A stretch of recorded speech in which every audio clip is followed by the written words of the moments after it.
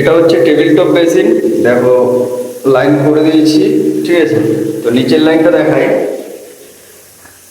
এখানে দুটো পরপর অ্যাঙ্গুলার। এটা হচ্ছে ঠান্ডা জলের লাইন, ওটা হচ্ছে গরম জলের লাইন। গরম জলের লাইনটা আমি বন্ধ করে রেখেছি। তো ওয়েস্টেজ লাইন সব কিছু লাগিয়ে দিয়েছি, এখানে জল পড়ছে, ঠিক আছে। এটা হচ্ছে টেবিল টপ বেসিন, এটা হচ্ছে টেবিল টপ বেসিন।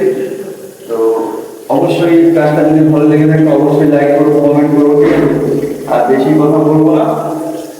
এই হচ্ছে তোমরা ভালো করে দেখে নাও এই বেসিনটাকে।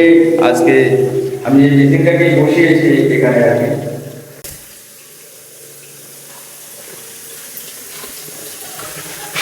ও আরেকটা জিনিস, আরেকটা কথা বলতে চাই, এই টেবিলটা বেসিনে তোমার পুশ জলটাকে ধরে রাখার ব্যবস্থা আছে, ঠিক আছে। এবার পুশ করলে জলটা ধরে থাকবে আর কি, জলটা বেসিনে জমে যাবে।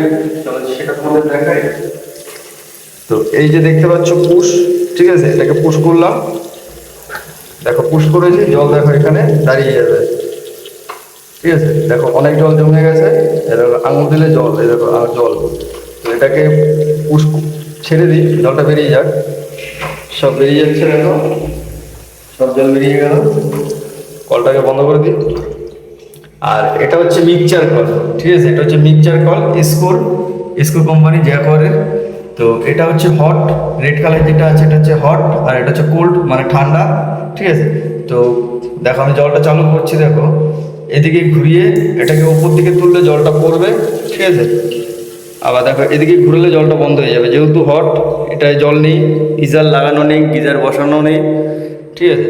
তো এটাকে যেহেতু গিজার বসানো নেই, এখানে গিজার বসানো নেই, এই কারণে এটা বন্ধ হয়ে গেল। আর কোল্ডটা চালু, ঠিক আছে, কোল্ড আর কি ঠান্ডা জলটা চালু। এই যে দেখতে পাচ্ছ,